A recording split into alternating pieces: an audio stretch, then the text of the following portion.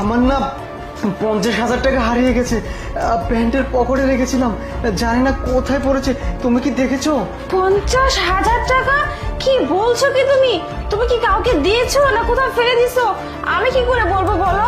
আরে না না, আমি কাউকে দেইনি।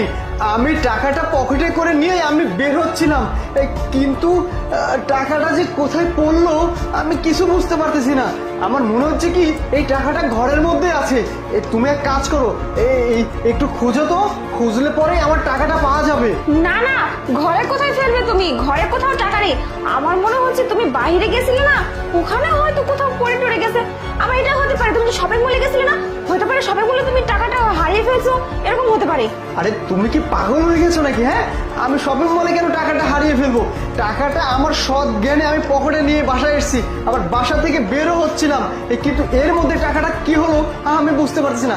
দেখো, এই টাকাটা আমার খুব প্রয়োজন, তুমি ভালো করে খুঁজো, টাকাটা বাসাতেই আছে।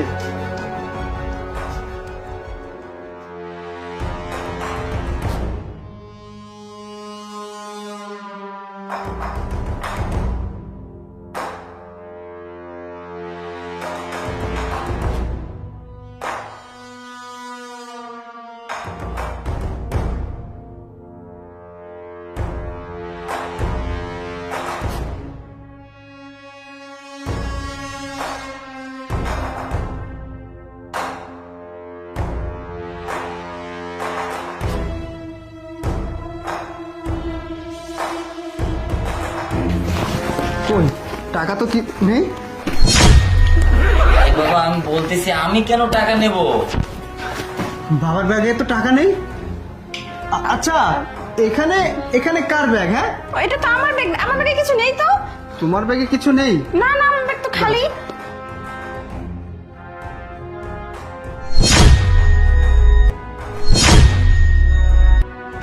এই তো, এই টাকাটাই আমার আমার পকেট থেকে।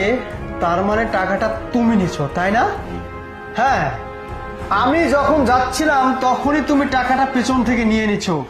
আমি নিজেই দেখেছি সেই টাকাটা তুমি আমার বাবার ব্যাগে রেখেছো, যেন আমার বাবাকে আমি চোর বলতে পারি।